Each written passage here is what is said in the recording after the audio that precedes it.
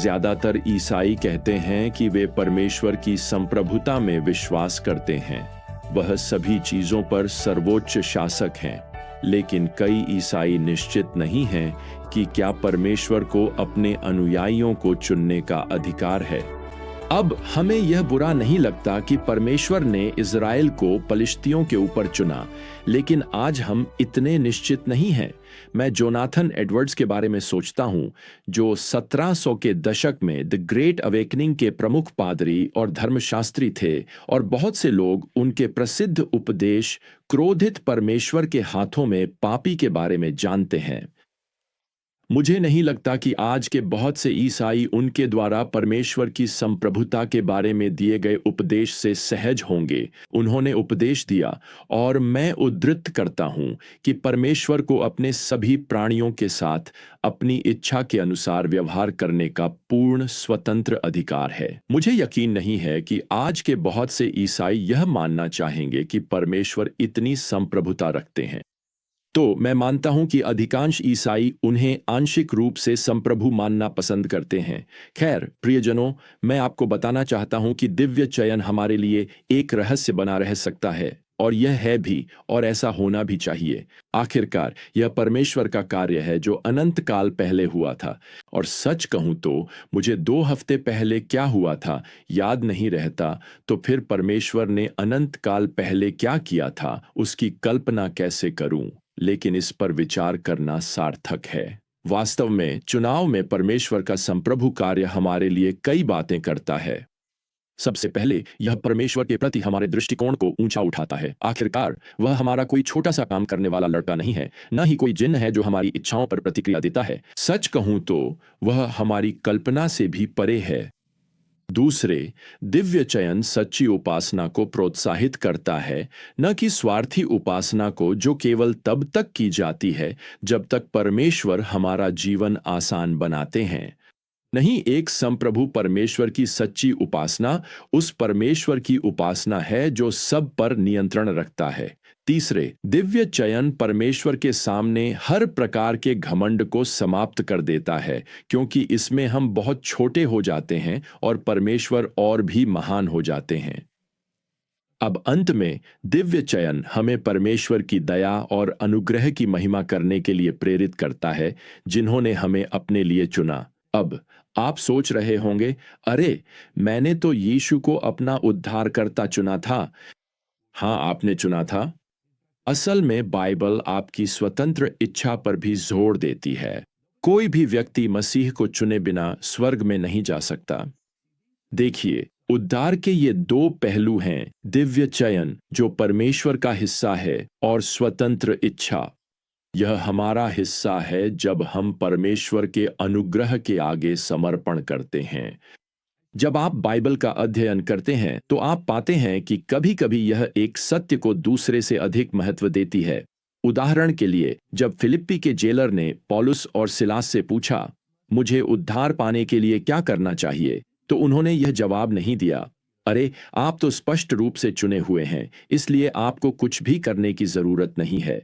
नहीं, उन्होंने कहा, प्रभु यीशु मसीह पर विश्वास करो और तुम उद्धार पाओगे। अब जब हम रोमियो 9 में थोड़ा और गहराई से उतरते हैं तो यह अध्याय चुनाव में परमेश्वर की प्रभुता पर जोर देता है। यह परमेश्वर की इच्छा पर केंद्रित है। पौलुस परमेश्वर की प्रभुता को इस्राएल के अतीत से उदाहरणों के माध्यम से वर्णित करता है। वह यहाँ 6ठी आयत में लिखते हैं, ऐसा नहीं है कि परमेश्वर का वचन विफल हो गया है, क्योंकि जो इज़राइल से उत्पन्न हुए हैं वे सब इज़राइल के नहीं हैं। दूसरे शब्दों में, केवल इसलिए कि इज़राइल राष्ट्र ने मसीह को अस्वीकार कर दिया, यह अर्थ नहीं कि परमेश्वर का वचन या इच्छा विफल हो गई है। यह अर्थ नहीं कि परमेश्वर अंततः प्रभुता नहीं रखते। नहीं, पौलुस इज़राइल की शुरुआत की ओर लौटते हैं ताकि यह दिखा सकें कि परमेश्वर अपनी चुनने की प्रक्रिया में प्रभुता रखते हैं और उनकी योजनाएं विफल नहीं हुई है। और वे यहाँ 7वीं आयत में अब्राहम का उल्लेख करके शुरू करते हैं। सभी अब्राहम की संतान नहीं है, क्योंकि वे उसकी संतान हैं। यहाँ पौलुस कह रहे हैं कि लोगों की नसों में भले ही यहूदी खून हो, लेकिन वे अब्राहम के विश्वास से जुड़े नहीं हैं। वे शारीरिक रूप से अब्राहम की संतान हो सकते हैं, लेकिन मसीह में विश्वास के द्वारा आत्मिक रूप से नहीं। तो इज़राइल का राष्ट्र अब्राहम के चुनाव के साथ शुरू हुआ। परमेश्वर ने अब्राहम को एक मूर्ति पूजक संस्कृति से चुन लिया। अब पौलुस आगे बढ़ते हैं और परमेश्वर के उन वादों को दोहराते हैं कि अब्राहम की वृद्ध पत्नी सारा के एक पुत्र होगा, और वास्तव में उसने गर्भ धारण किया और एक पुत्र को जन्म दिया जिसका नाम उन्होंने इसहाक रखा। जब इसहाक का जन्म हुआ तब अब्राहम 100 वर्ष के थे और सारा 90 वर्ष की थीं। यह प्रतिज्ञा का पुत्र वास्तव में वह चमत्कारी था। ऐसे माता पिता को यह पुत्र मिला जिन्हें पालने में जाने के लिए अपने वॉकर या छड़ी का सहारा लेना पड़ता था। इस उदाहरण के साथ अब पौलुस आगे बढ़ते हैं और याकूब के संप्रभु चुनाव की समीक्षा करते हैं पद 10 में। और न केवल ऐसा ही, बल्कि जब रिबका ने भी एक ही पुरुष हमारे पूर्वज इसहाक से जुड़वां बच्चों को गर्भ धारण किया, तब भी वे अभी जन्मे नहीं थे और न ही उन्होंने कोई अच्छा या बुरा काम किया था, ताकि परमेश्वर की चुनाव की योजना बनी रहे, न कि कर्मों के कारण बल्कि बुलाने वाले के कारण। तब उसे कहा गया, बड़ा छोटे की सेवा करेगा। जैसा कि लिखा है, मैंने याकूब से प्रेम किया परंतु एसाव से बैर रखा। अब यहां अंतिम वाक्यांश, मैंने याकूब से प्रेम किया परंतु एसाव से बैर रखा, यह केवल परमेश्वर का यह कहने का तरीका है कि याकूब वह है जिसे मैंने चुना है और एसाव वह है जिसे मैंने अस्वीकार किया है। यहां प्रेम और बैर के लिए प्रयुक्त शब्द भावनात्मक नहीं है, ये ऐसे धार्मिक शब्द हैं जो परमेश्वर की चुनाव की योजना, परमेश्वर की प्राथमिकता को एक के ऊपर दूसरे के लिए दर्शाते हैं। अब पौलुस यहां यह अनुमान लगाते हैं कि पाठक कहेंगे कि याकूब के ऊपर एसाव को चुनना परमेश्वर की ओर से उचित नहीं था। इसलिए पौलुस यहां आगे पद 14 में लिखते हैं, तो हम क्या कहें? क्या परमेश्वर के पक्ष में कोई अन्याय है? कदापि नहीं। देखिए प्रियजनों, यहां मुद्दा पक्षपात का नहीं था, मुद्दा प्रभुता का था। पौलुस अब यहां पद 15 में मूसा से कही गई परमेश्वर की बात को उद्धृत करते हैं, मैं जिस पर दया करूंगा उस पर दया करूंगा और जिस पर करुणा करूंगा उस पर करुणा करूंगा। तो प्रियजनों, मैं आपको बताता हूं, यह मुझे तो पूरी तरह प्रभुत्वशाली ही लगता है। अब पौलुस इज़राइल के इतिहास से परमेश्वर की प्रभुता की शक्ति का सबसे बड़ा उदाहरण लेता है। पद 17, क्योंकि पवित्र शास्त्र फिरौन से कहता है, इसी उद्देश्य के लिए मैंने तुझे उठाया है कि मैं तुझ में अपनी शक्ति दिखाऊं और मेरा नाम सारी पृथ्वी पर प्रचारित हो।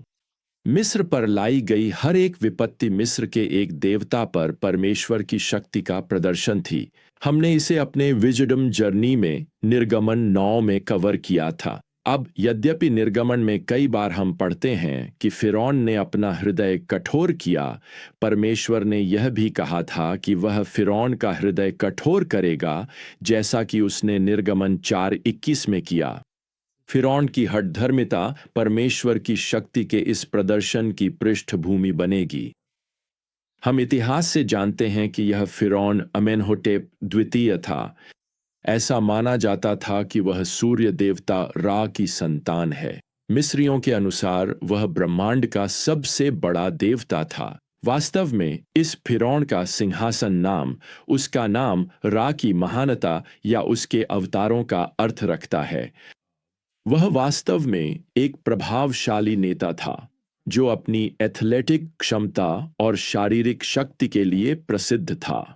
शिलालेखों में दावा किया गया है कि युवा अवस्था में उसने युद्ध के लिए घोड़ों को प्रशिक्षित किया और एक अवसर पर उसने अपनी कमर में लगाम बांधकर रथ चलाते हुए लक्ष्य के आर पार तीर चलाए। फिरौन बनने के बाद वह एक क्रूर तानाशाह के रूप में जाना गया जिसे खून खराबा पसंद था और वह निर्दयी शासक था। यही वह फिरौन था जिसे मूसा ने साहसपूर्वक आदेश दिया था, मेरे लोगों को जाने दो। शास्त्रों के अनुसार 8 विपत्तियों के बाद भगवान ने प्रभावी रूप से फिरौन से कहा, तुम सोचते हो कि तुम सूर्य देवता के संप्रभु वंशज हो, तो मैं सूर्य का प्रकाश ही मिटा दूंगा। फिरौन फिर भी पश्चाताप नहीं किया और इसके साथ ही अंतिम विपत्ति थी पहलौठे पुत्र की मृत्यु। विश्वासी इस्राएली अपने दरवाजे की चौखट पर मेमने का खून लगाकर इस विपत्ति से सुरक्षित रहे, लेकिन मिस्र के सभी पहलौठे मर गए। और इस अंतिम न्याय ने जीवन और मृत्यु पर भगवान की संप्रभुता को प्रदर्शित किया। मिस्र पर भगवान की शक्ति को कभी भुलाया नहीं जा सकेगा। यहूदी पासोवर त्योहार, जिसमें भगवान ने उन घरों को छोड़ दिया था जिनकी चौखट पर खून लगा था, आज भी दुनिया भर के यहूदी लोग मनाते हैं। बिल्कुल, हम जानते हैं कि यीशु ही अंतिम पासोवर मेमना थे। वे उन सभी के उद्धारकर्ता हैं जो अपने पापों के लिए उनके खून के बहाए जाने पर विश्वास करते हैं। शायद आप अभी पूछ रहे हैं, मुझे कैसे पता चलेगा कि मैं भगवान के न्याय से बचाया गया हूं? खैर, यह बहुत आसान है। क्या आपने अपने जीवन में कभी यीशु से कहा है, प्रभु, मेरे पास आपको देने के लिए अपने पापों के अलावा कुछ नहीं है और मैं आपके मेरे लिए बहाए गए खून का दावा करता हूं, मुझ पर दया करो, मुझे बचा लो। अगर आपने विश्वास में ऐसा कुछ कहा है तो मुझे आपको बताने दीजिए। आप भगवान के चुने हुए लोगों में से एक हैं, उनके चुने हुए जो उनकी दया और कृपा से हमेशा के लिए मुक्त किए गए हैं। उन्होंने आपको संसार की नींव रखने से पहले ही चुन लिया था। खैर, इसी के साथ हमारा समय समाप्त होता है। अगली बार तक प्रियजनों, प्रभु यीशु मसीह की कृपा, परमेश्वर का प्रेम और पवित्र आत्मा की संगति आप सभी के साथ बनी रहे। आमीन।